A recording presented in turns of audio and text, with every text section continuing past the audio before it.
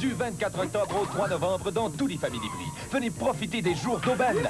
17,99 $ avec coupon pour les couches jetables Ultra Pampers format Jumbo. Et seulement 90 cents pour le dentifrice pompe Aquafresh 100 ml. Profitez-en! Mode hiver.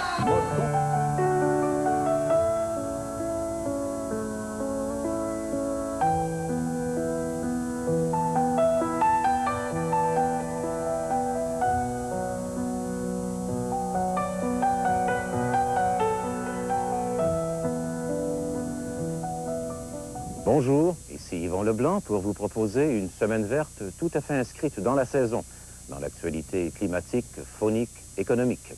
Voici les titres de ce numéro du 1er mai. L'ultime neige du printemps, les grandes oies blanches au lac Saint-Pierre. Quand les pêcheurs en Gaspésie se disputent les ressources restantes. En reboisement, des plants de plus forte taille pour moins d'arrosage aux phytocides. Mais d'abord, une rencontre de producteurs Holstein d'élite au Québec. Les Holstein, les vaches noires et blanches, dominent à 90% le cheptel laitier québécois. Pourtant, il n'y en a pas deux pareils, ni deux de même prix. Certains producteurs aux troupeaux renommés obtiennent souvent quelque chose comme 50% de leur revenu annuel par la seule vente des sujets. Des producteurs d'élite formant un monde à part avec ses règles, ses célébrités et ses rencontres. Comme ce congrès national Holstein tenu la semaine dernière à Saint-Hyacinthe. On avait jumelé à cet événement l'exposition de printemps et un exceptionnel encan, une vente aux enchères d'une 50aine de sujets de prix, dont Atlanta, la vache vedette d'un jeune couple d'éleveurs que nous avons suivi durant l'événement.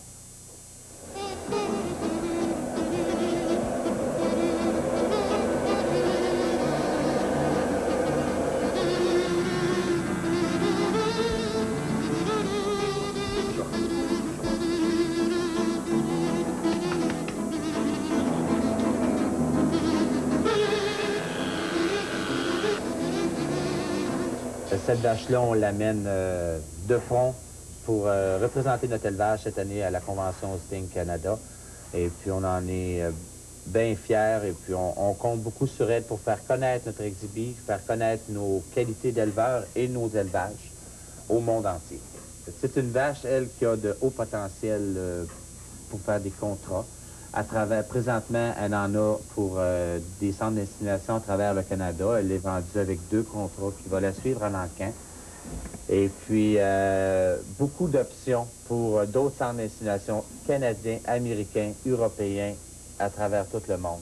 Ça veut dire quoi, les contrats? C'est des centres d'insémination artificielle qui sont intéressés à elle? Ils sont intéressés par ses taureaux. Ah, par ses fils. Par ses fils à elle. À cause de sa génétique. Ils sont intéressés à aller chercher ses gènes avec un autre taureau, un autre gène.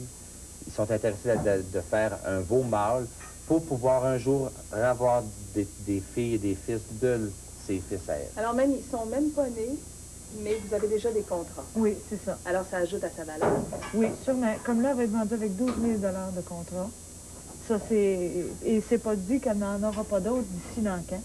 Mais quand on est rendu à parler d'une vache qui vaut 20, 25, 30 000 $, comment on fait pour rentabiliser ça dans une étable? Est-ce que c'est payant? Oui, c'est payant. Il y a plusieurs années, on parlait pas du tout du même langage parce qu'une femelle avait seulement qu'un veau par année. Aujourd'hui, avec les techniques scientifiques qu'on a de transplantation embryonnaire, insémination artificielle, puis toutes ces choses-là, clonage d'embryons, sexage et tout ça, on arrive à faire produire plusieurs embryons à une vache. Donc, au lieu d'avoir un seul descendant par la vache par année, on est capable de monter à 20, 15, 20, 30, tout dépendant du nombre d'embryons qu'elles font à chaque super ovulation.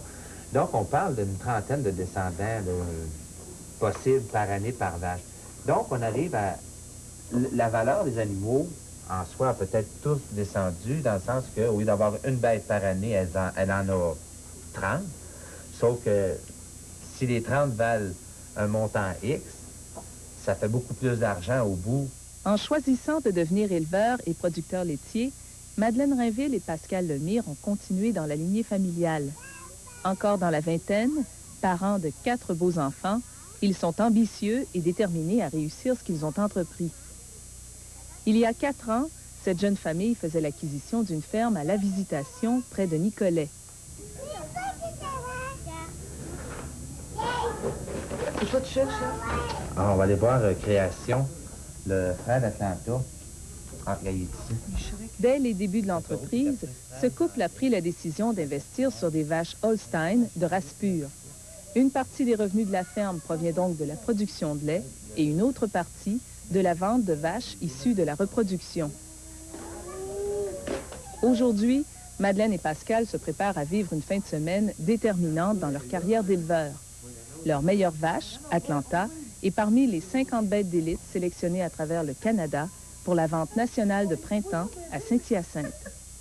Bon, le camion est prêt. Attends un peu, Atlanta, on va embarquer Félisa avant. Viens, Frédéric. Là, M. Lemire, il n'y a pas seulement Atlanta qui part pour l'exposition. Non, Atlanta, c'est pour la vente de la convention le samedi soir, mais le dimanche dans la journée, à 8h30 du matin, c'est le show Spring Show Québec, Expo Printemps. Et puis, nous autres, on va en exposer 6 à ce show-là. Plus Atlanta, c'est pour ça qu'on en embarque 7 présentement dans le camion.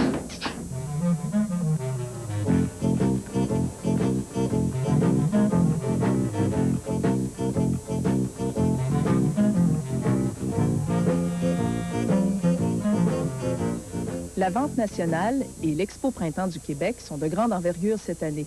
On les a jumelés au Congrès national Holstein, qui attire plusieurs éleveurs d'Amérique du Sud, d'Europe et des États-Unis. Ces visiteurs étrangers rencontreront les éleveurs d'élite pour s'informer sur leurs plus belles vaches. Sur ce plancher, il n'y a que des sujets de haut calibre valant plusieurs dizaines de milliers de dollars. La crème de la crème. Il faut bien comprendre que Québec, avec son élevage, s'est spécialisé maintenant un moins grand nombre d'éleveurs, mais une génétique de très haute pointe et qui reste foncièrement une génétique familiale. Donc, c'est plus facile, ce sont des éleveurs reconnus et ces gens-là savent qu'ici, on a cette haute gamme de génétique. Et c'est le seul endroit dans le monde entier où ils vont voir dans une journée, ils ont vu dans une journée 400 têtes de bétail. Hein? Il y a combien d'argent qui va se transiger, qui s'est transigé ici en fin de semaine? C'est assez difficile à mettre des sous, mais nous, on tient des records depuis 4-5 ans et on sait que c'est une question qui dépasse 1,5-1,7 millions d'achats qu'on connaît presque immédiatement. Et ensuite, on peut dire que ces gens-là reviennent pour des expositions ou des tours organisés comme Québec, Victo, Saint-Hyacinthe. Ils font des pointes dans les grandes fermes parce qu'il y a des pamphlets. Et aussi, ces gens-là restent en communication. Hein? Et à ce moment-là, il y a des échanges d'embryons, il y a des échanges de vente de sujets. Et c'est très difficile. Mais on peut vous dire qu'avec ce qu'on appelle maintenant le Fonds de promotion internationale, dans les 3 dernières années, on a rentré pour au-dessus de 5 millions de retombées en élevage de bovins laitiers, principalement Holstein.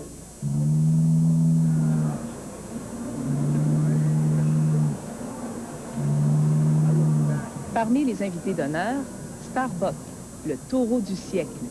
Il est le père de 260 000 vaches et à cela s'ajoutent tous ses fils et ses innombrables arrière-petits-enfants. Au cours de sa fructueuse carrière, il aura fourni 700 000 doses de sperme vendues aux 4 coins du monde, ce qui a généré des revenus de 26 millions de dollars au Centre d'insémination artificielle du Québec.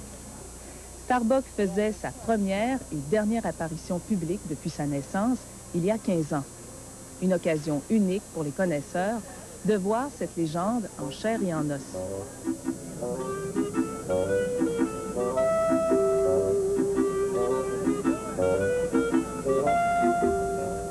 « 50 sujets d'élite sélectionnés à travers le Canada seront mis à l'encan dans quelques instants.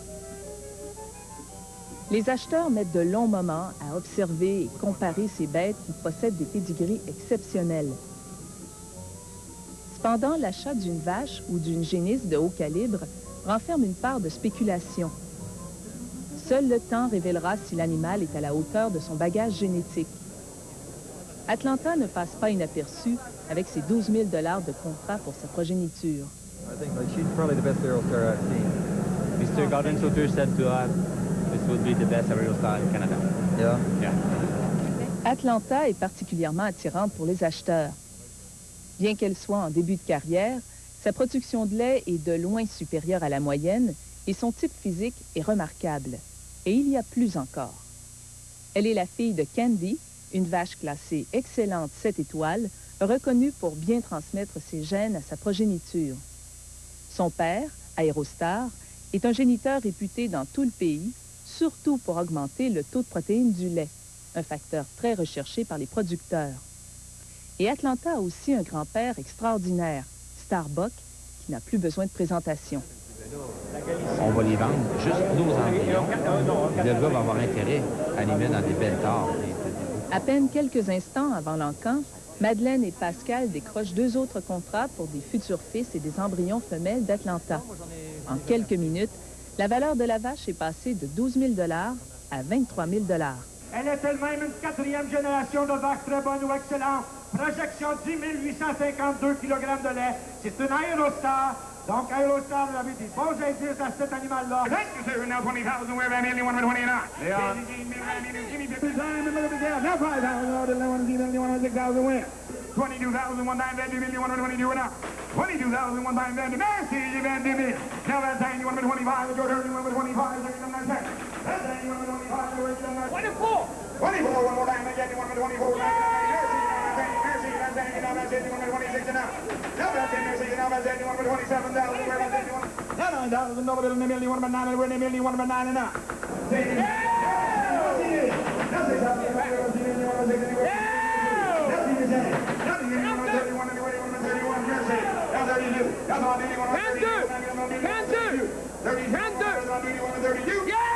Oh, my goodness. 33 to Georgia. 33. 33, one more time. 33, 33, one more time. 33, one more time. 33. 33, yes, you know, you want to 33 tonight. Sounder, thank you very much. Félicitations, merci beaucoup.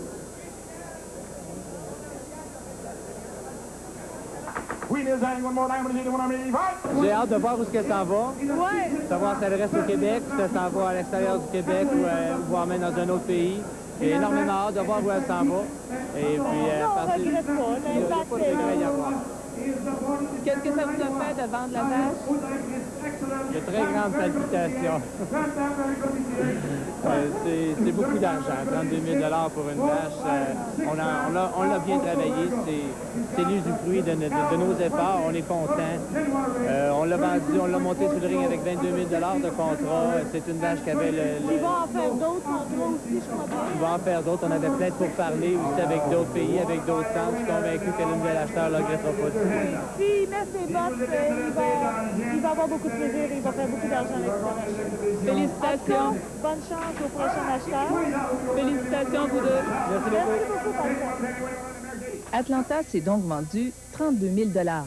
Dans les heures qui ont suivi, d'autres contrats pour sa progéniture sont venus s'ajouter pour totaliser 40 000 $. C'est donc une bonne aubaine pour l'acheteur et aussi pour Madeleine et Pascal. Ils se sont fait remarquer en tant qu'éleveurs et leur vache vedette se retrouve entre les mains d'un éleveur d'élite québécois, ce qui lui assure une brillante carrière. Mais quand on voit le prix des bêtes ici aujourd'hui, des prix assez élevés, on se dit que la génétique, c'est pas à la portée du producteur moyen. Ça prend beaucoup d'argent pour faire des troupeaux d'élite. Ça prend beaucoup d'argent, mais surtout beaucoup de courage aussi, parce qu'il y a une partie de risque, c'est bien sûr. Sauf qu'on n'arrive pas du jour au lendemain à être un éleveur d'élite. Il faut s'habituer à vivre avec des vaches aussi qui sont des vaches d'élite, les exploiter. Finalement, l'éleveur et son troupeau grandissent en même temps et finissent à arriver à un paroxysme tous les deux. Est-ce que ça profite à l'éleveur moyen? C'est surtout l'éleveur moyen qui en profite, bien sûr. À très court terme, l'éleveur d'élite lui-même va être bénéficiaire, évidemment, de ses revenus. Mais bien sûr que l'éleveur moyen, lui, qui utilise la semence, par exemple, qui vient d'un taureau issu de ces éleveurs d'élite-là, est le premier, tous les matins, à tous les jours, lorsqu'il décide d'une saillie d'une vache, à en profiter, bien sûr. Les Holsteins du Québec, comment elles se positionnent sur le marché mondial? Les Holsteins du Québec, c'est aussi les Holsteins canadiennes. Alors, ce sont des vaches très, très bien reconnues.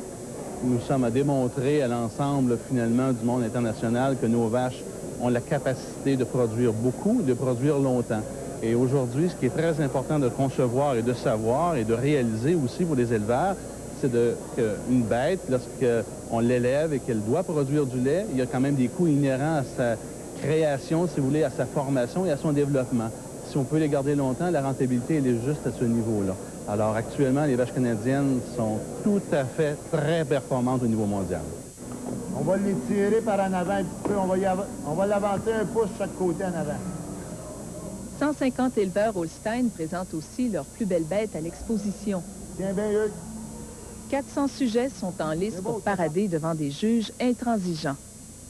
On en prend une, on prend une. Attention, Stéphane, en peur de toi.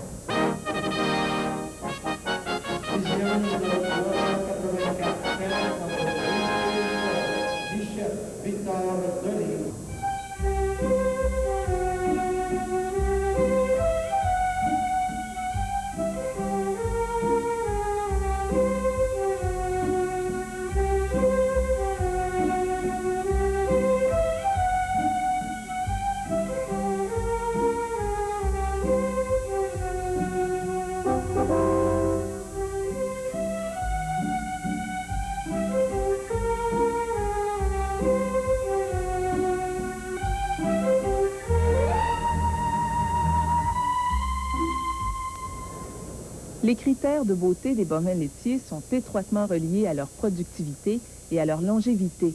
Je vais la grande championne avec la première 4 ans. 353. Voici la grande championne de l'Expo Printemps. Âgée de 4 ans, Here-Rise Gabrielle Ultimate a décroché les grands honneurs. Elle a un museau long et large, une poitrine ample, des côtes arquées. Sa croupe favorise l'évalage facile. Son pied est solidement attaché par des ligaments suspenseurs forts. Une vache que tout producteur rêve d'avoir dans son étable. Pour nous autres, c'était une fin de semaine très fructueuse. La vente d'Atlanta, entre autres, a apporté beaucoup d'eau au moulin. C'est une économie qui va rentrer dans notre étable dans l'avenir. Et puis, on est très confiants. C'était une convention tout à fait phénoménale. Je ne sais pas ce que tu en penses, toi. Oui, il y a eu beaucoup de gens. Et puis, je pense que pour nous, là, c'est mission accomplie. Je pense qu'on a fait beaucoup de contacts. Il y a des gens qui vont venir à la maison de des pays. Et puis, c'est ça, ça va continuer. Vous êtes sur la bonne voie. Oui. Bien, bonne chance à vous deux. Bien, merci beaucoup. Au revoir. Au revoir. Au revoir. Grosse fin de semaine, hein? Pendant que les vaches frileuses sont toujours dans l'étable, les oies envahissent leur champ. On voit comment après la pause.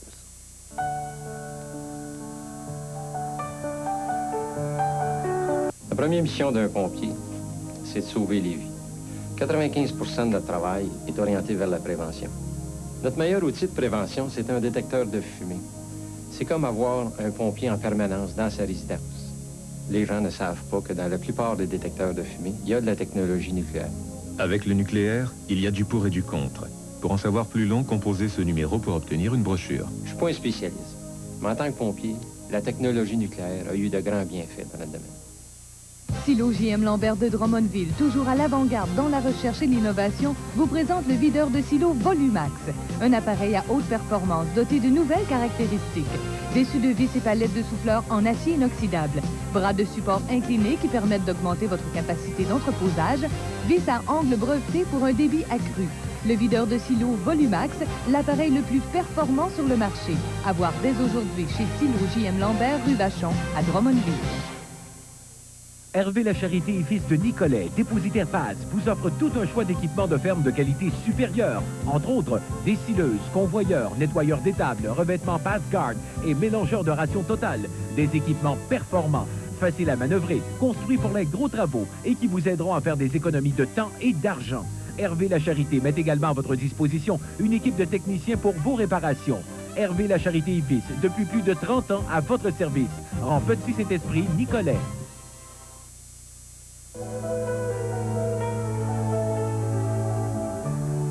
Elles étaient 2000 au début du siècle. Elles seront bientôt 1 million. Pas de danger d'extinction donc pour nos oies blanches. D'autant que, comme les bernaches, elles manifestent un sens aigu d'adaptation. Ainsi, elles ont appris lors des haltes migratoires à diversifier leur terrain d'alimentation. Heureusement d'ailleurs, parce qu'avec la perte d'innombrables milieux humides et la croissance spectaculaire du troupeau, il y aurait pu y avoir destruction des aires traditionnelles et naturelles de broutage. Donc, toujours méfiantes, mais avec un bon système de sentinelles, nos oies se retrouvent maintenant au champ, au printemps et à l'automne. Elles n'y font pas beaucoup de dommages et se contentent le plus souvent des restes, Et en certains endroits, les agriculteurs ont appris à composer avec elle. Et c'est ainsi que Baie du Fèvre, près du lac Saint-Pierre, est en train de devenir aussi célèbre que le Cap Tourmente.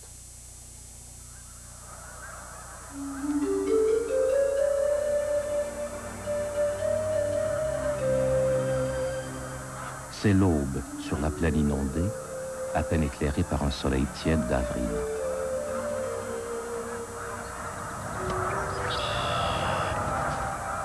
Dans l'air humide, une rumeur persistante, des jacasseries feutrées, des froissements d'ailes. Le temps semble suspendu avant le grand tintamarre. D'un moment à l'autre, l'alerte sera donnée.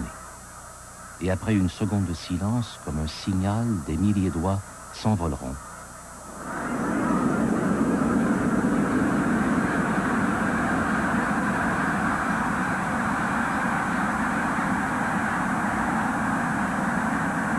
Une nuée assourdissante dans le ciel du village encore endormi.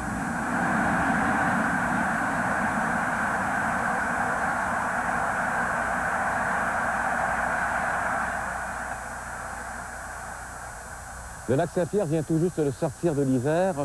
La plaine inondable qui l'entoure n'est pas encore praticable pour l'agriculture, mais déjà les oies s'y retrouvent en grand nombre. Elles refont ici pendant 2 à 3 semaines les forces nécessaires pour la deuxième partie de la migration vers le nord. Cette plaine inondable, cette riche plaine d'alluvions est devenue en quelques années à peine la plus importante halte migratoire printanière pour la sauvagerie dans l'Amérique du Nord.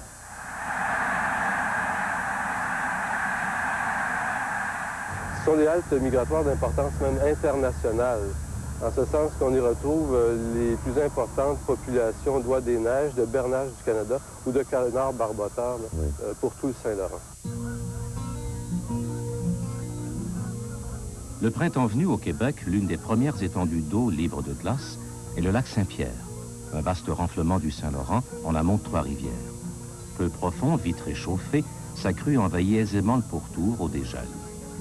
En bordure de la zone de débordement, sur la rive sud, un petit village, Baie du Fèvre, une communauté agricole tranquille et faiblement peuplée. Mais le décompte des visiteurs printaniers est beaucoup plus difficile à faire, car la halte migratoire au pied du village, utilisée depuis toujours par les bernaches, l'est aussi depuis peu par les grandes oies blanches, la plus prolifique des oies canadiennes. Elles étaient 300 tout au plus il y a une quinzaine d'années, à travers quelques milliers de canards et d'outardes. Il y en avait près de 300 000 la semaine dernière. Un phénomène tout neuf, une véritable curiosité, pour les gens de la place d'abord, qui, en maugréant parfois un brin, apprennent à composer avec l'envahisseuse. Surtout, ils peinturent nos maisons le matin, c'est ça qui est... C'est quand ça là, moi, je reste juste en arrière de ça, là, puis quand ils lèvent de tout ensemble des 10-15 000 là, pour monter au camp, ils beurrent les chars, puis ils beurrent les maisons avec... ils font le besoin pour ça. Il faut quasiment pas de stade dehors parce qu'on se fait... Il faut rentrer dans la maison avec nous autres. De toutes les oies, la blanche est celle qui effectue la plus longue migration. Des milliers de kilomètres coupés par une seule pause à mi-trajet. Une halte d'importance capitale avant l'envol en large groupe vers les lacs encore gelés du Grand Nord. Un parcours réglé à l'heure près, un éblouissant synchronisme rarement déjoué. Alors, les oiseaux ont passé l'hiver sur la côte atlantique, Caroline, Virginie. Ils sont en déplacement vers le nord pour la nidification, puis ils doivent s'arrêter. En migration printanière, ils doivent s'arrêter pour refaire le plein d'énergie et puiser des protéines qui vont permettre aux femelles de développer des œufs et puiser l'énergie qui est essentielle là, à la poursuite du vol migratoire. Repos et ripaille, nuit et jour, voilà l'agenda de nos oies pour les prochaines semaines. La nuit, elles se rassemblent dans la sécurité des champs inondés. Le jour, la plupart s'envolent vers les hautes terres de l'intérieur. Elles vont y récolter les miettes abandonnées lors des moissons de céréales de l'automne précédent. Des expéditions parfois lointaines, des allers-retours de plus de 100 km sont fréquents. Malgré cette dépense d'énergie, on observe des gains rapides de poids de 25 à 40%. Cette superbe halte migratoire, ce joyau du patrimoine faunique, a bien failli être détruit, ou en tout cas considérablement réduit, il y a une dizaine d'années. C'était au plus fort de l'affrontement entre agriculteurs et conservationnistes. À ce moment-là, Les producteurs de maïs de la région surtout caressaient le projet d'un vaste réseau de digues qui aurait très tôt en saison complètement asséché la plaine de débordement. Depuis, on a oublié les anciens conflits d'utilisation tant chacun est occupé à compter la manne de la nouvelle industrie saisonnière de l'observation. Au début des années 80, en dépit de l'opposition des ministères de l'Environnement et du MLCP d'alors, certaines digues furent quand même dirigées par des agriculteurs pressés. Ce fut le temps fort de l'affrontement. Les écologistes voulaient sauvegarder les frayères, les agriculteurs assécher leurs champs. Les producteurs, aidés toujours de la Fédération du PN Nicolette, on a bien l'intention de faire tout de même un endiguement. Finalement, quelques années plus tard, les digues qu'on a d'abord voulu interdire sont construites, nombreuses. Sauf qu'elles ne serviront plus qu'aux seuls agriculteurs. Un circuit de pompes aspirantes et foulantes sert maintenant divers usages. Selon la situation, les pompes rejettent au fleuve ou au contraire y puisent l'eau nécessaire au maintien d'un niveau optimal pour le barbotage de la sauvagine. On était un peu sceptiques au projet comme tel parce qu'on n'avait pas vraiment vécu ce genre de situation. Nous autres, dans notre tête, c'était clair. Un projet d'endiguement, c'était un terrain asséché à l'année et non avec aller-retour. Aller-retour, comme devenu sur le terrain il y a 2 mois, puis après ça, ça a séché. Tu sais, qu'on peut combiner les deux, on avait une difficulté avec ça. Pour des agriculteurs comme Claude Lemire, l'idée que les aménagements fauniques puissent aussi servir leurs intérêts semble un peu déconcertante au départ. Mais le projet fait tranquillement son chemin. La résistance a surtout été emportée par la médiation d'un organisme régional nommé Sarcelles. Les agriculteurs auraient aimé évidemment le récupérer uniquement pour l'agriculture, mais petit à petit, ils ont accepté qu'il y ait une gestion intégrée du territoire. Ils disent, on va laisser des parties inondées un petit peu plus longtemps, puis etc. Finalement, OK, on embarque. Les agriculteurs locaux ont fait un compromis, mais les avantages retirés semblent grands. D'abord le rassemblement des oies, une manne qui en attire une autre, les touristes, et surtout, on leur a procuré les outils d'un précieux contrôle de l'eau.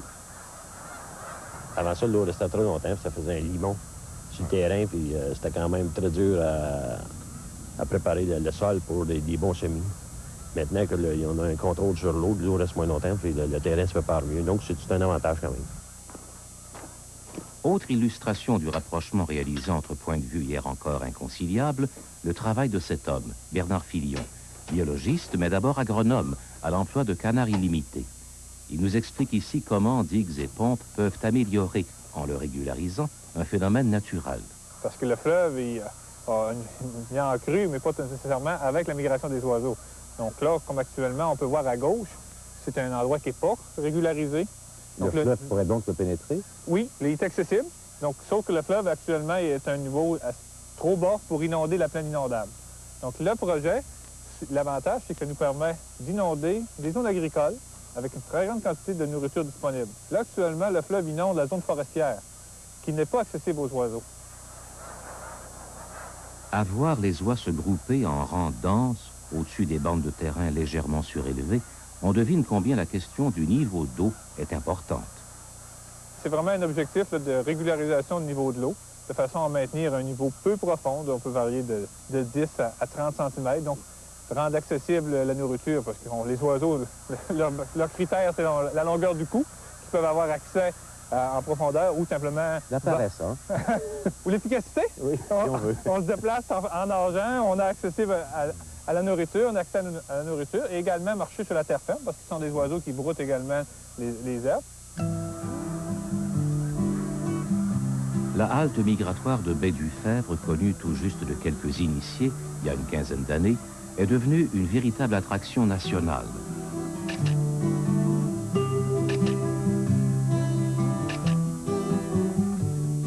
Un tronçon de quelques kilomètres de la route 132 devient, durant les fins de semaine d'avril et mai, tout à fait impraticable. 30 000 visiteurs l'an passé, des retombées de plus d'1 million pour la région. L'ancienne nuisance est devenue littéralement une bénédiction du ciel. Mais il n'y en a pas que pour les oies. L'amélioration de l'agriculture en plaine inondable fait partie des projets. Une étude compare présentement les mérites de diverses façons culturales dans les champs céréaliers et fourragers. Objectif, mieux alimenter les oies tout en réduisant l'érosion.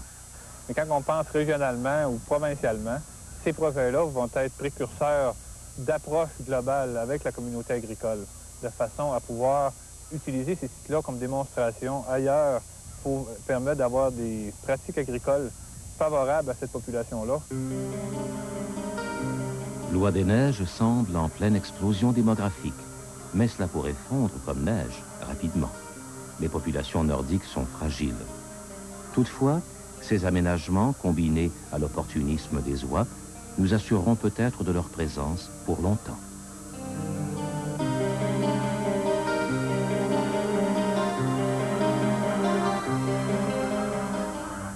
Cette année, assurés ou pas, les agriculteurs peuvent réclamer jusqu'à 80% des pertes encourues par le broutage des oies en périphérie de la zone aménagée, et ceci grâce à un programme fédéral-provincial. Et pour l'observation, il reste encore quelques bonnes journées. Plusieurs oies des neiges ont déjà quitté, bien sûr, mais on voit maintenant mieux les bernaches à travers l'ensemble. Après la pause, on passe des oies aux morues ou de l'abondance à la rareté.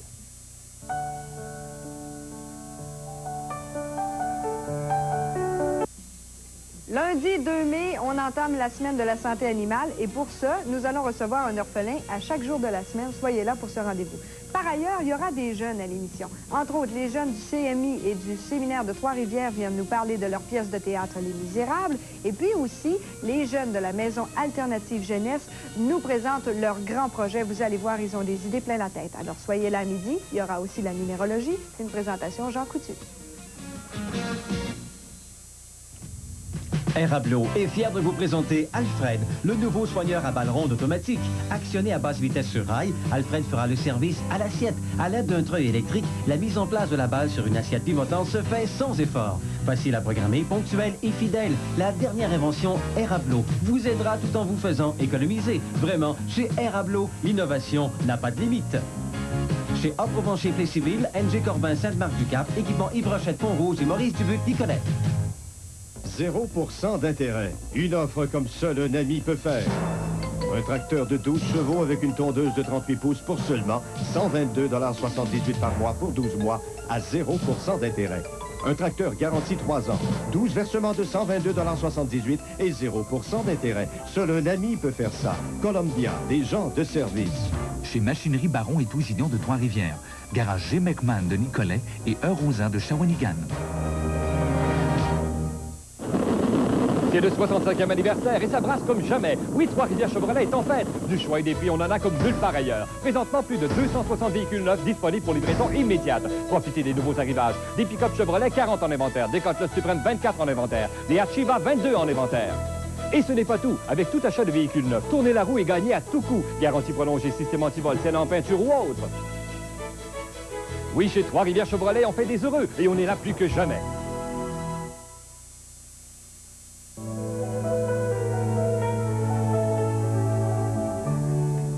De la morue, du crabe. Deux espèces pêchées dans les maritimes, mais fort éloignées l'une de l'autre par l'aspect, l'habitat, la biologie. Autre différence substantielle, la morue est en difficulté, le crabe non. De sorte que plusieurs morutiers en chômage forcé aimeraient bien devenir, le temps d'une saison, crabiers. Pas si simple. D'abord, les engins de pêche diffèrent, et puis il y a les permis. Tout compatissant soit-il, les crabiers ne sont pas enclins au partage. Ils ne veulent pas d'une ruée sur une ressource qu'eux-mêmes jugent fragile. De sorte que la tension était visible la semaine dernière lors du passage d'une de nos équipes à Newport, un centre de pêche hauturière de la Gaspésie, plus touché que d'autres par la crise actuelle. Moi, ça fait 18 ans que je pêche, puis comme que je vous disais tout à l'heure, j'ai travaillé sur la construction l'année passée. C'est pas la mer. Quand on est pêcheur, on reste pêcheur. Faire un autre métier, c'est pas la même chose. Mais on se demande ce que c'est qu'ils veulent faire avec la Gaspésie, s'ils veulent la fermer, oui ou non. Ben moi, mon opinion, là, c'est au bout de... ça va venir, là, comme avant, là, auparavant, là. Les jeunes qui veulent s'en aller sur des terres, ils vont obligés peut-être tous s'en aller sur des terres. Pendant des dizaines d'années, Newport a été considéré comme le plus important centre de débarquement de poissons de fond de la Gaspésie. Au milieu des années 80, une vingtaine de chalutiers débarquaient entre 18 et 20 millions de livres de poissons de fond et de morue. Puis, les captures se sont mises à diminuer. Cette année, il n'y a plus de pêche à la morue et la communauté est divisée. On est ici parce qu'on veut travailler, on veut vivre comme tout le monde. On sait qu'il y a une ressource qui est le crabe, puis on veut avoir notre part, on veut travailler. Début avril, la coalition des morutiers et les travailleurs d'usine bloquent l'entrée du parc d'hivernement des bateaux. C'est beau. Tu détournes, ah, c'est beau. Puis il donne du gaz doucement, puis ça part. Aussi, l'Association des écoles de conduite n'a jamais compris pourquoi la Société de l'assurance automobile a choisi, en mars 91, d'éliminer les cours théoriques obligatoires, jusque-là nécessaires à l'obtention du permis de conduire. Dans le contenu de cours que nous avions auparavant, il y avait une section du cours où on touchait la psychologie du conducteur, les attitudes et comportements chez les nouveaux conducteurs. Et aujourd'hui, bien, les écoles de conduite face à la clientèle qui recherche la facilité pour obtenir son permis. Donc, ce qu'on demande aux écoles de conduite, c'est d'aider les nouveaux conducteurs à avoir les connaissances. Et voilà qui n'a rien pour rassurer les écoles de conduite. La SAC songe maintenant à éliminer l'obligation de suivre des cours pratiques. Le Québec est la seule province, le seul État en Amérique du Nord, au fond, qui impose de façon obligatoire le cours de conduite. Donc déjà là, il faut peut-être se réajuster un peu, encore une fois, sans vraiment faire exactement ce que les autres font, mais d'être capable de l'approprier davantage à ce que nous sommes ici au Québec. Sauf que la Société de l'assurance automobile du Québec sait maintenant qu'elle devra trouver des moyens autres que la publicité pour mettre fin à l'hécatombe. Faut-il le rappeler, la route a fait plus de 1200 morts chez les 15-24 ans au cours des 5 dernières années. Bon, on vient de le voir, on le sait, certains jeunes conducteurs ont souvent tendance à considérer la conduite automobile comme un jeu qui malheureusement tourne trop fréquemment au drame. Comment expliquer alors la témérité et l'insouciance des jeunes quand ils se retrouvent derrière un volant? Bien, pour chercher à comprendre, j'ai invité un jeune homme qui a lui-même défié la mort sur les routes du Québec avant de devenir coureur automobile professionnel.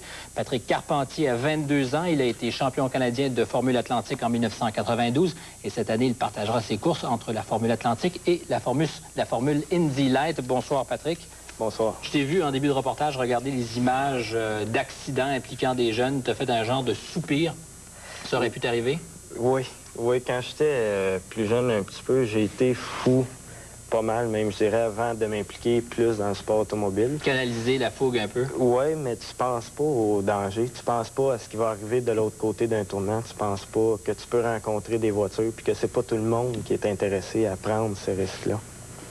C'était extrêmement dangereux. Tu prenais beaucoup de risques? Oui, mais je roulais vite, j'aimais ça la vitesse, puis dans ma tête, les accidents, ça pouvait pas m'arriver, même si les publicités, supposons, qu'ils faisaient ou n'importe quoi, ça me touchait pas. C'était, non, moi, je vais le contrôler, puis je suis certain que tous les jeunes pensent comme ça. T'étais un meilleur pilote dans ta tête que les autres qui se promenaient sur les routes du Québec? Oui, comme tout le monde. Tous mes amis aussi, c'est toute la même chose. Tu sais, quand t'es plus jeune, mais plus tu vieillis, même j'ai un de mes amis qui dit aujourd'hui, je ne referai plus jamais ce qu'on faisait dans le temps. C'était quoi? Qu'est-ce que vous faisiez dans le temps?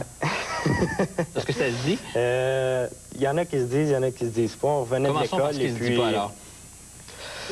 Parce que c'était rapide, c'était extrêmement vite.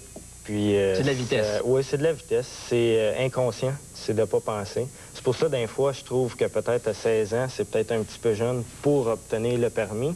Mais à cet âge-là, moi, j'en avais besoin pour la course automobile qui débutait quand même de plus en plus. Je devais voyager en Ontario. Donc, j'aurais pas aimé ça qui me l'enlève, mais l'idée du permis progressiste, c'est une bonne idée. Mais la course automobile, est-ce que tu n'en faisais pas déjà dans les rues à ce moment-là, avant même d'en faire sur piste? Oui, mais plus que tu t'impliques quand je suis arrivé au niveau professionnel en Formule Atlantique, c'est plus la même chose. Tu vois différemment. Si tu cours en course automobile, bien toi, tu décides de prendre le risque, et puis ceux-là qui veulent pas prendre le risque ne courent pas. Fait que c'est un circuit. C'est seulement les gens qui y participent ont décidé de prendre ce risque-là. Et puis, c'est sécuritaire, tu ne rencontres pas de voiture. Mais qu'est-ce qui fait à 16, 17, 18 ans, quand tu es au volant d'une voiture, qu'il y a de pareils risques qui sont pris? Est-ce qu'il y a de l'émulation entre les copains, les camarades? Qui c'est qui va rouler le plus vite, qui va être le plus rapide sur les routes? Est-ce qu'il y a de ça un peu? Oui, il y a de ça. C'est surtout les gars, on dit aussi. Hein? C'est particulièrement les jeunes hommes plutôt que les jeunes femmes. Oui, je ne sais pas pourquoi. Je sais que si je prends moi puis mes amis ou quelque chose, on essaie de... Déjà qu'à l'adolescence, on veut prouver tout le temps. Et puis on essaie de prouver qu'on est capable de contrôler plus loin plus loin. C'est d'ailleurs pourquoi... D'aller jusqu'à la limite? À la limite, mais on ne sait pas que ça ne freinera pas dans ces distances-là. À cette vitesse-là, s'il se produit quelque chose, mais ça ne freinera pas. Parce que c'est un peu macho quand on est au volant de sa première auto, qu'on roule vite, qu'on est capable de faire la preuve qu'on est un bon pilote. Il y a un peu de ça. Oui, un petit peu. On impressionne un peu. Oui, c'est ça qu'on essaie, mais c'est pas la bonne place. Il y a comme une organisation de moto ASM et puis l'Autodrome Saint-Eustache qui font des journées ouvertes pour ceux-là qui ont des motos. Au lieu de risquer la vie de tout le monde, mais ils vont sur le circuit à Saint-Eustache et puis ils se défoulent, puis c'est contrôlé, il y a des ambulances, il y a tout, la protection. Est-ce que tu conduis aujourd'hui prudemment? Tu n'es pas très vieux, tu as 22 ans, mais par rapport à tes premières années au volant? Ah, c'est plus pareil. C'est plus pareil. C'est plus... je serais plus capable de rouler comme ça aujourd'hui. Montréal-Québec, là, à 225 km/h. Ah, j'ai jamais eu d'auto qui roulait aussi vite que ça. Peut-être que je charrie un peu, mais non, rouler à fond de train, là? Non, plus à cette heure, parce que tu n'as pas de protection d'une voiture dans la course automobile. C'est fait avec le même matériel que font les vestes par balle. Et puis, tu n'as pas ça dans les voitures de rue. Si tu frappes ou tu peux frapper des enfants, quelqu'un, c'est trop risqué. Tu as eu peur déjà? Non, pas vraiment. Non, c'est la course automobile qui m'a fait réfléchir puis arrêter. Les jeunes devraient s'acheter un go-kart et puis aller s'amuser avec ça. Il y aurait beaucoup de plaisir puis c'est plus sécuritaire. Merci beaucoup, Patrick, d'être venu nous voir, d'avoir aussi échangé là-dessus. C'était très intéressant. Je vous invite à la maison à rester avec nous. On continue la discussion au retour de cette courte pause publicitaire.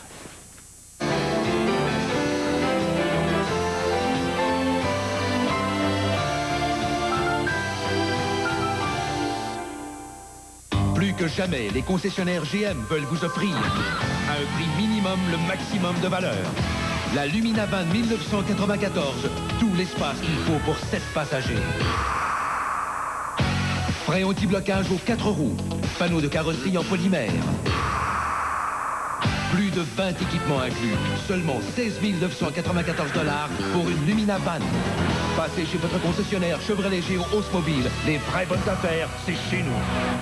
Grande vente d'eau chez Diamond, rue Royale, Trois-Rivières et à la boutique Caprice. Plus d'1 million d'inventaires à liquider. Une occasion unique pour vous de réaliser de grosses économies grâce à des rabais allant jusqu'à 70 %. Oui, jusqu'à 70 % sur un très grand choix de vêtements sélectionnés. Des vêtements pour hommes de la collection Diamond et d'élégants vêtements pour dames de la boutique Caprice de Diamond.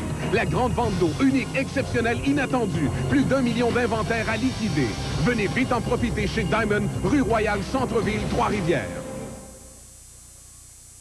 La résidence Val-Mauricie, une institution d'excellence dans la région, offrant un climat familial basé sur le respect de la vie privée et la sécurité. Pour mieux répondre aux attentes des aînés, la résidence Val-Mauricie présente un tout nouveau visage, avec plus de 30 nouvelles chambres et une rénovation complète. Nouveau visage, mais le même service attentif et personnalisé, pensé pour créer un milieu de vie harmonieux. À la résidence Val-Mauricie, on vous réserve un accueil chaleureux. Je ne sais pas si vous avez lu Sport Magazine, mais moi, je l'ai lu. Mon verdict, c'est à lire absolument. Dans le numéro 2 de Sport Magazine, Jacques Demers et la guerre des coachs. La stratégie des entraîneurs en série de la Coupe Stanley. Jacques Villeneuve en Formule Indy. Les reculs des expos. L'aventure en Islande. Début de la saison de golf, de vélo, de pêche et de voile. Plus, le concours de la Coupe Stanley. Assister à un match des séries à l'étranger. Avion, hôtel inclus. Voyez les détails dans le numéro 2 de Sport Magazine. C'est tellement bon que je me suis abonné. Dans la collection Les Grandes Chansons, voici Herbert Léonard. Sans en attendre rien. Sensualité, émotion et passion à fleur de peau. Je t'ouvrirai mon cœur et ma 15 grands numéros 1. vie en flagrant délit de tendresse. Et en plus, retrouvez cette toute nouvelle chanson de Herbert Léonard. Les Grandes Chansons de Herbert Léonard en vente maintenant. L'histoire de l'homme qui a marqué le Québec, René Lévesque. Les comédiens et les artisans nous parlent de cette mini-série. 4 mois de tournage, plus de 350 comédiens et 1000 figurants.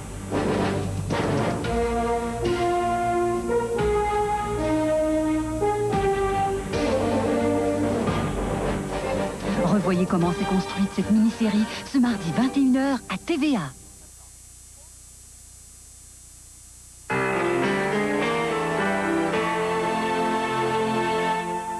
Avec moi en studio maintenant pour continuer cette discussion, deux experts. D'abord, M. Yvon Lapointe, qui est directeur de l'éducation routière pour le CAA, puis le Dr Claire Laberge-Nadeau, qui est chercheur au laboratoire sur la sécurité des transports. C'est à l'Université de Montréal. À vous deux, bonsoir. Bienvenue dans notre studio. Bonsoir, M. Blum. À la lumière de ce que vous avez entendu dans le témoignage de Patrick en particulier, est-ce que c'est une piste, en tout cas valable, pour expliquer ce qui se passe chez les jeunes entre 16 et 20 ans, et ce qui expliquerait peut-être aussi le nombre effarant d'accidents mortels sur les routes du Québec? Moi, je trouve qu'il a très bien exprimé le fait qu'il y a un effet d'âge et que nous avons prouvé, nous, dans nos recherches, il y a une prise de risque qui se prend... les jeunes prennent des risques auxquels ils ne sont pas très conscients. Et alors, je pense qu'on doit poser la question, est-ce qu'ils devraient vraiment... Est-ce qu'ils sont suffisamment responsables pour être sur la route? Est-ce qu'on peut parler presque d'un danger public quand on remet à des jeunes de 16 ans une auto et un permis pour la première fois entre leurs mains? En fait, nous, on le voit plutôt en termes de maturité qu'en termes d'âge. Il est clair qu'à 16 ans, on peut penser que la maturité n'est pas très avancée. Mais il est évident que le jeune de 16 ans doit être encadré cependant. C'est sûr qu'on parlait tout à l'heure de formation. La formation, à notre sens, part du très bas âge à partir du moment où le jeune accède à la bicyclette et le comportement qu'il adopte sur sa bicyclette, il le transpose ensuite au volant de sa voiture. Donc c'est plus une question de maturité que oui, sauf que la maturité, elle est difficilement mesurable, vous le savez comme moi, alors que l'âge, c'est un indice beaucoup plus facile. Si on élevait, par exemple, à 18 ans, l'âge du permis de conduire. Est-ce que ça réglerait une partie de nos problèmes? Ou ça ne ferait que repousser l'échéance? Non, ça ne repousse pas. Parce qu'en Europe, le permis est à 18 ans, en Angleterre, 17 ans, à Terre-Neuve, 17 ans, et il y a certains États américains, c'est 15 ans, l'Alberta, c'est 15 ans. Alors, et ils enregistrent des taux élevés. Vous avez au New Jersey, où ils ont élevé l'âge de la conduite à 17 ans, et alors, ça a eu comme effet, non seulement les jeunes prennent leur permis à 17 ans, mais ils vont le prendre à 17 ans et demi, 18 ans. Et alors, ça ne... Et plus on retarde, mieux c'est? Ils sont... Sa Williams-Renault, filant à plus de 250 km/h, décolle soudainement de la piste dans le virage de Tamburello pour aller s'écraser contre le mur de protection. Grièvement blessé à la tête, le Brésilien a été transporté par hélicoptère dans un hôpital de Bologne où on l'a déclaré cliniquement mort dès son arrivée.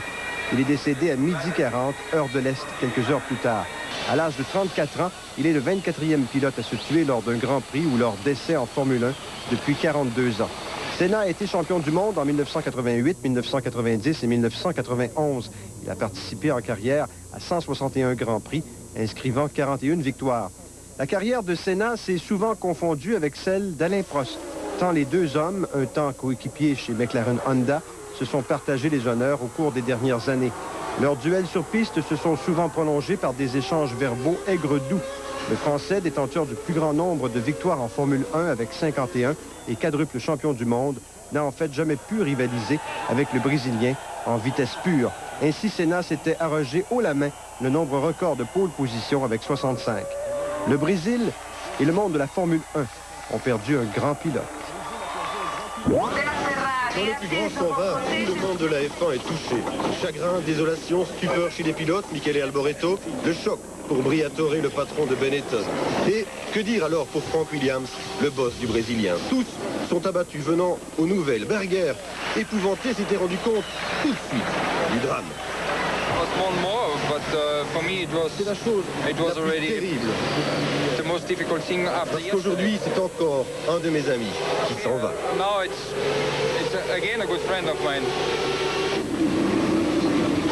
Alors, que s'est-il passé? Trop tôt pour répondre, bien sûr, mais Eric Bernard apporte déjà des éléments révélateurs.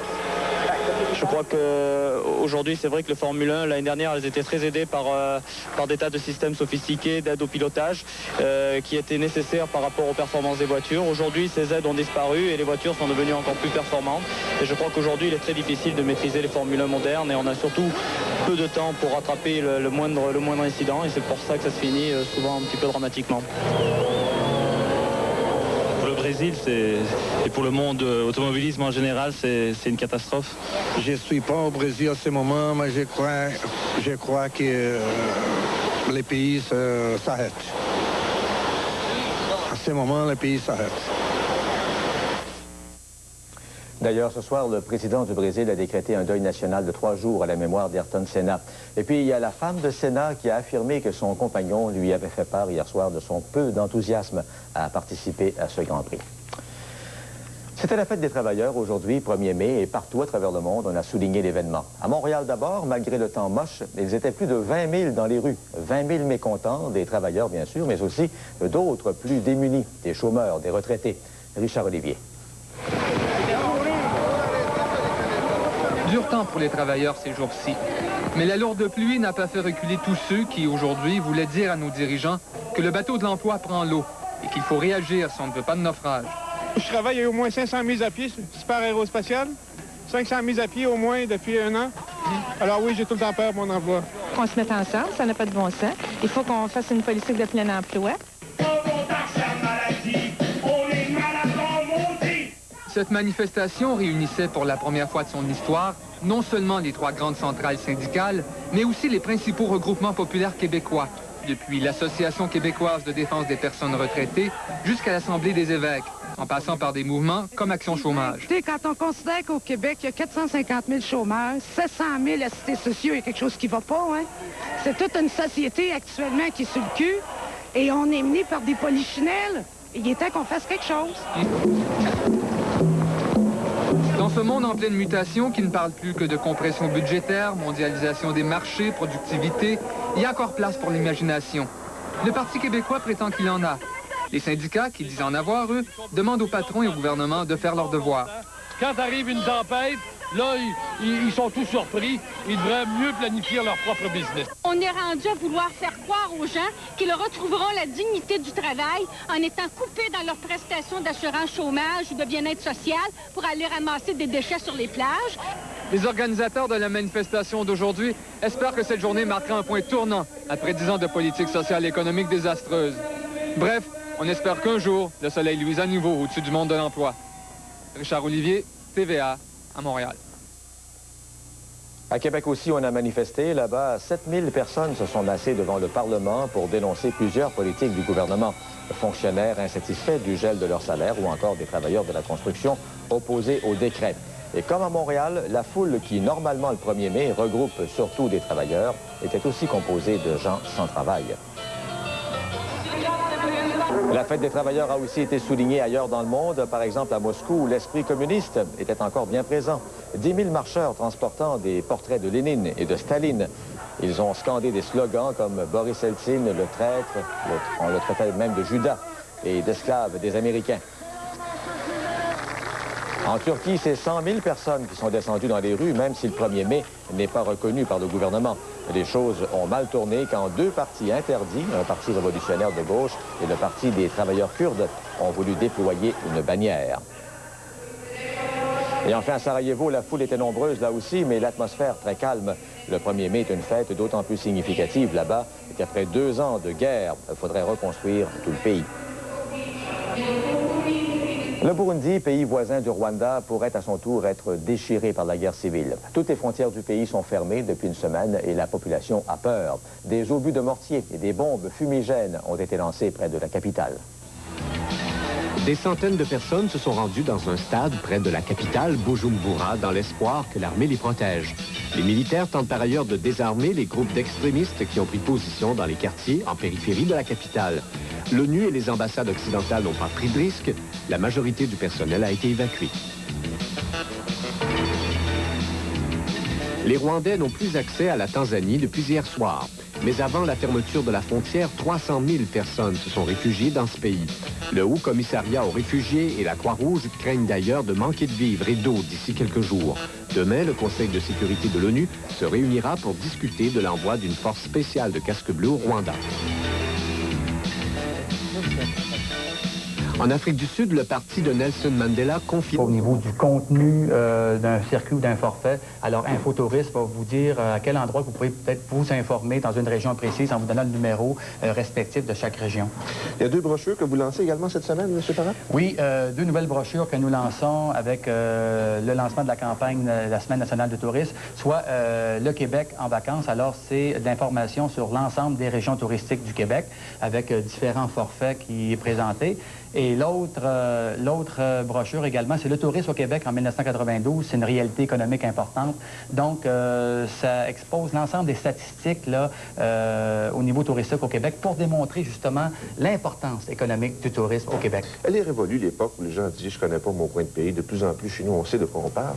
Oui, définitivement. Du Québec. Définitivement. On parle que 3 touristes sur 4 au Québec viennent du Québec, justement. Alors, on se rend compte que les gens voyagent davantage. Les Québécois voyagent de plus en plus au Québec. Et justement, comme je vous disais tantôt, ça permet aussi de bien vendre le Québec à l'étranger parce que chacun et chacune d'entre nous connaît bien notre coin de pays. Vous avez l'occasion, de par vos fonctions, de vous promener un peu partout. Qu'est-ce que vous disent les gens pour faire la promotion de leur région? Mais je pense que qu'est-ce qu'on constate le plus, c'est que les intervenants au niveau touristique, c'est des gens qui sont convaincus. Donc, c'est l'amour propre de la région. Et moi, c'est comme je dis souvent aux intervenants, des fois, j'arrive dans une région et on me dit qu'est-ce qu'on doit développer. Et moi, je leur dis, c'est pas nous, comme gouvernement, qui doivent vous dire quoi développer. C'est vous qui connaissez votre région. C'est vous qui doivent prioriser les dossiers à développer, justement. Et nous, comme gouvernement, on doit venir en support, fournir des outils à ces régions-là pour mettre en valeur les priorités qui se sont bien définies. On se retrousse les manches à partir de la base. Point culminant de cette Semaine nationale du tourisme, ça va avoir lieu en fin de semaine à Hall, les Grands Prix nationaux du tourisme, et ça, c'est des belles grandes consécrations. Oui, définitivement, parce qu'on reconnaît l'excellence. Et comme on sait, dans le domaine touristique, l'hôtellerie, la restauration ou tout autre intervenant, il y a beaucoup d'heures qui est consenties dans cette industrie-là. Alors, c'est la consécration, c'est reconnaître l'excellence au niveau touristique, et aussi, c'est que l'important au niveau de la reconnaissance de l'excellence, c'est que ça fait boule de neige. Hein? Alors, c'est un objectif en soi pour l'ensemble des intervenants. Et par cette démarche-là, ça fait en sorte que notre niveau, au niveau de la compétence, mais augmente toujours. C'est incroyable. Je reviens sur ce témoignage d'une dame qui est dans le domaine de la restauration, de l'hébergement, qui disait « Vous savez, j'ai commencé avec un petit motel et 17 ans plus tard, c'était un peu comme la consécration de mon travail. » C'est important ce qui se fait dans ces domaines-là. Alors définitivement, c'est la reconnaissance. Et ça, les gens travaillent tellement fort dans ce domaine-là. Je pense que c'est important de le dire. Et comme je vous dis, il y a un effet d'entraînement chez les autres intervenants. Monsieur Farrand, merci infiniment. Le dévoilement aura lieu dans quelques heures à peine au Complexe des Jardins? Oui, définitivement. À 10h30, c'est le lancement officiel de la campagne au Complexe des Jardins. Il y aura des activités ici au Complexe des Jardins toute la semaine et à Québec au Palais Montcalm également. Et peut-être en terminant de dire que le Gala national du tourisme est diffusé sur les ondes de TVA dimanche soir prochain, qui est le 8 mai à 20h. Hommage à l'excellence, encore. Hommage à l'excellence, et c'est avec beaucoup de plaisir qu'on vous accueille comme animateur. C'est bien gentil, M. Farrand. Merci de cette visite. Au plaisir, et inviter les gens surtout à voyager au Québec. Oh, l'invitation va être faite pendant 2 mois. On va se faire la vitrine, la carte postale de la province cette année. Merci infiniment, M. Farrand. Tantôt. 8h42 minutes à surveiller aujourd'hui, Martine, principalement à l'antenne du réseau TVA. Que des émissions intéressantes et divertissantes ce soir. D'abord à 18h30, Normand Brathwaite et ses invités seront au rendez-vous avec Piment Fort. Et Là tu parles suivra tout de suite à 19h. Et à 19h30, toujours Le Rire est au rendez-vous avec Drôle de vidéo et Alain Dumas. Et à 21h, Les Hauts-Dunes, suivi à 22h de Adlib. Alors c'est ce qui est au programme ce soir pour ce 2 mai. 8h42 minutes. Vous aimeriez voyager au Québec à bord de votre nouvelle Jeep Cherokee? Voici bien les détails. Jusqu'au 26 mai, participez au concours, profitez-en avec Fleischmann. Surveillez votre courrier ou vos journaux afin de découvrir votre numéro chanceux. Ou inscrivez-vous au tirage de la deuxième chance dans les supermarchés participants. Les mardis et jeudis à Salut Bonjour entre 8h15 et 9h, Sylvie Bernier vous fera part de quelques conseils d'activité physique plein de bon sens. Ayez bien en main votre numéro Fleischmann. Vous pourriez gagner l'un des 7 forfaits à l'hôtel Estérel dans les Laurentides ou même le grand prix, un magnifique Jeep Cherokee. Bonne chance! Est-ce que je vous ai raconté des histoires? Regardez-moi ces falaises de terre rougeâtre, ces sculptures naturelles. Foulez le sable des dunes à perte de vue des îles de la Madeleine. C'est ce qu'on vous présente comme première région ce matin avec M. Gilles Thériault. À tout de suite.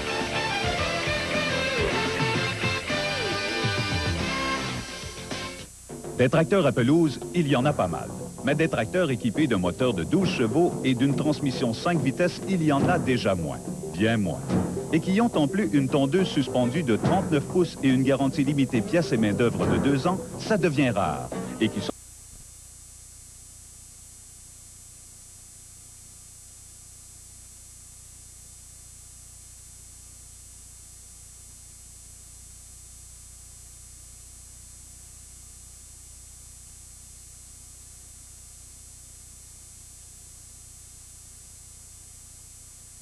a escorté des convois d'approvisionnement et de transport de troupes vers l'Europe. Le Canada y a perdu des milliers de vies et une vingtaine de navires. 14 équipes de pilotes des 4 coins de la planète partaient de Montréal aujourd'hui à bord de petits avions pour une grande course autour du monde. Le prétexte, eh bien, en fait, les 50 ans de l'Organisation de l'aviation civile internationale dont le siège est à Montréal. C'est une sorte de police de l'air qui relève de l'ONU. Régent Léveillé a rencontré les participants qui n'y vont pas pour l'argent, mais bien pour l'honneur.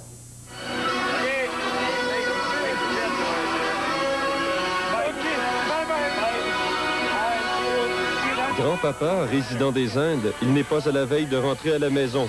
Sous l'œil de quelques mordus de l'aviation, il amorce avec 27 autres pilotes une épopée de 34 000 km qui le mènera notamment à Marrakech, Istanbul, puis Dubaï, puis Agra en Inde, là où est le Taj Mahal.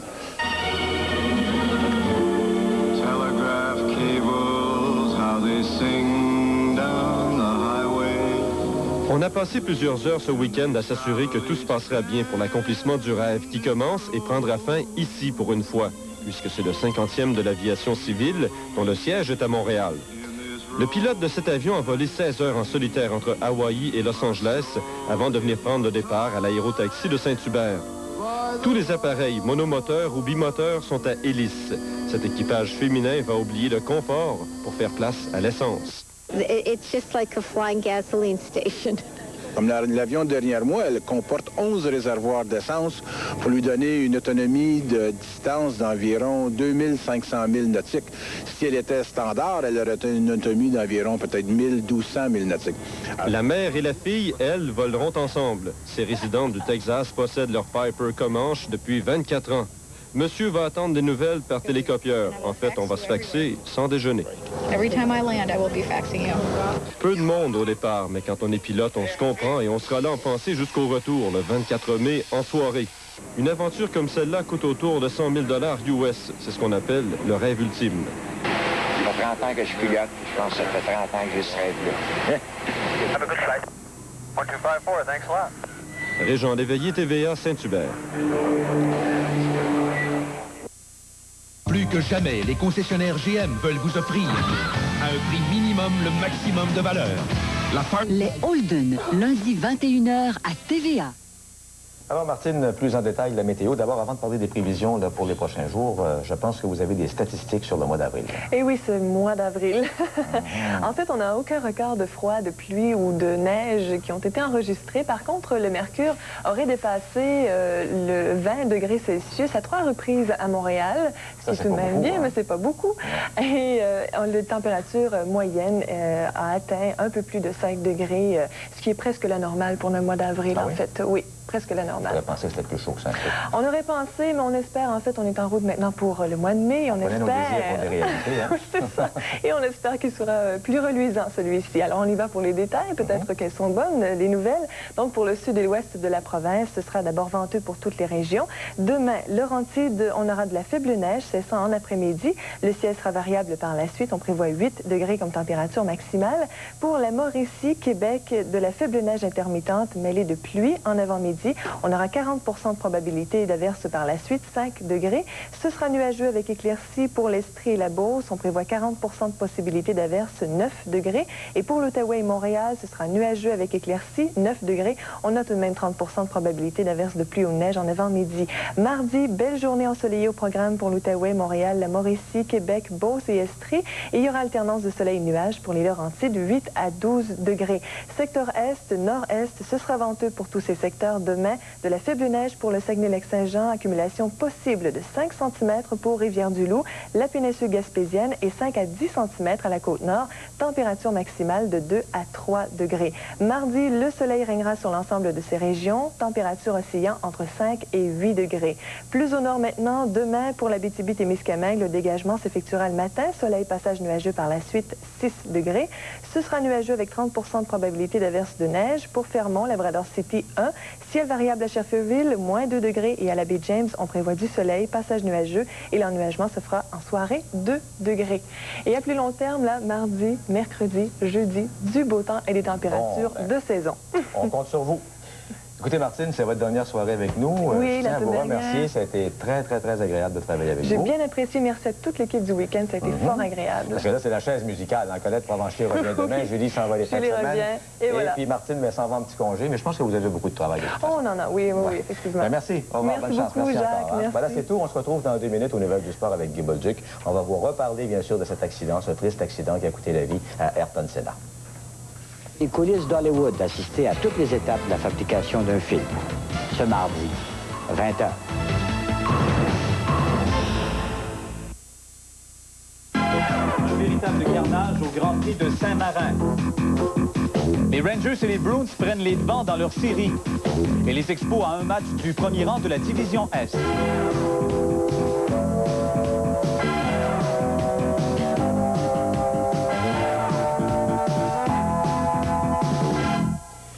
Bien sûr, on en a parlé beaucoup, surtout en fin de journée, de ce fameux accident, ce triste accident impliquant Ayrton Senna. Il a d'ailleurs trouvé la mort dans cet accident-là. Et le destin, oui, il avait dit justement hier à son épouse qu'il n'était pas tellement emballé. Il parlait également de sa suspension. Il ne se sentait pas tellement à l'aise avec ça. En tout cas, que voulez-vous, hein? C'est très triste. Donc, avec ce qui est survenu dans les dernières heures au Grand Prix de Saint-Marin, il devient impératif de repenser sécurité en course automobile. Moins de 24 heures après la mort de l'Autrichien Roland Ratzenberger, Ayrton Senna est devenu le 24e pilote à perdre la vie en 42 ans de Formule 1. Voici un reportage de la télévision belge. La Formule 1 en état de choc. Un week-end noir pour ce Grand Prix d'Imola. 14h17, à plus de 300 km/h, la Williams Ayrton Senna quitte la piste et va heurter de plein fouet un mur de protection. Le choc est effroyable, d'une violence inouïe. Rendez-vous compte, plus de 300 km/h. La course est évidemment arrêtée et le ralenti fait froid dans le dos. Ayrton Senna va tout droit. Comment? Pourquoi? Il est encore trop tôt pour se prononcer.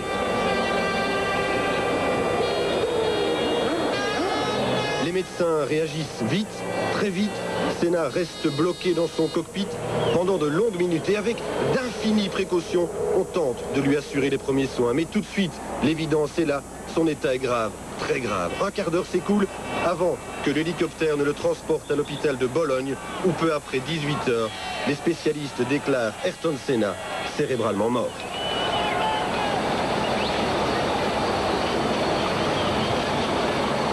Mais ce qui s'est passé pendant 3 jours à Imola dépasse l'imagination, car au premier départ de ce Grand Prix maudit, on a frôlé aussi la mort. Gigi Leto reste bloqué sur la ligne de départ, bloqué dans sa Benetton. Pedro Lamy vient le heurter par derrière, heureusement sans gravité, mais là encore, quelle frayeur.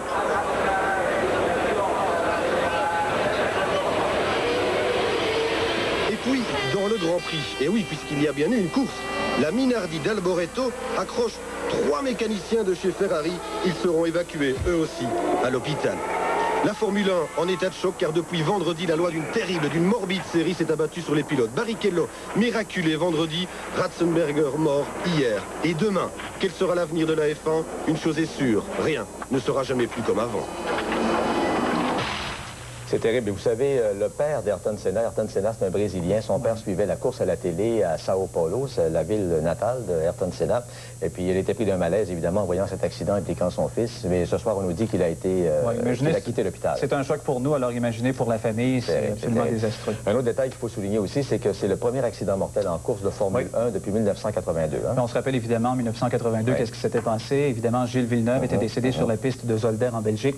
Et également Riccardo Paletti, ça s'était passé ici à Montréal au Grand Prix du Canada. Alors, comme vous le disiez tantôt, sûrement qu'on devra revoir les mesures de sécurité touchant ces compétitions. Oui. On va parler de hockey maintenant? Oui, parce que c'est cet après-midi que débutait la première série demi-finale de l'Association Est entre les Bruins de Boston. Jacques Lemaire semble prêt à faire ce que Jacques Demers n'a pu réussir, c'est-à-dire battre Brian Sutter. Le ton sera donné par les Bruins, qui marquent les premiers. Bien alimenté par Heinz, la recrue Brian Smolinski se dirige seul au filet et déjoue Martin Brodeur à sa gauche, un troisième pour lui. Un peu plus de 2 minutes plus tard, les visiteurs doublent leur avance sur ce jeu amorcé par Glenn Murray. David Shaw reçoit la passe de Stumpel et dirige un tir qui ne quitte pas la glace. C'est son premier des séries. Les Devils parviennent à réduire l'écart avant la fin du premier 20 lorsque Bernie Nichols, en supériorité numérique, hérite du disque à la pointe et c'est de là qu'il réussit à déjouer John Casey, un premier but pour Nichols. En troisième période, même le poteau vient en aide à Casey sur ce tir de McKay. Quand ce n'est pas la chance et l'expérience qui aident les Bruins, comme ce beau jeu défensif de Raymond Bourque qui brise complètement une attaque à 3 contre 1. Alors, les Bruins prennent les devants 1-0 dans cette série grâce à ce gain de 2-1. Brian Smolinski et David Shaw ont marqué pour Boston. Bernie Nichols est le seul marqueur des Devils. Le prochain match de cette série...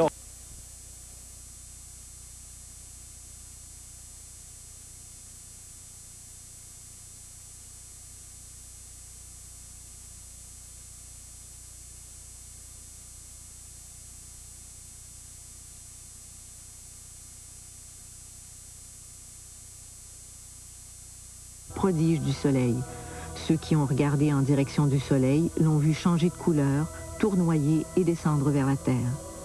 Fatima avait prédit des calamités au cours du siècle, à moins que les gens ne se détournent du matérialisme, message qui est également venu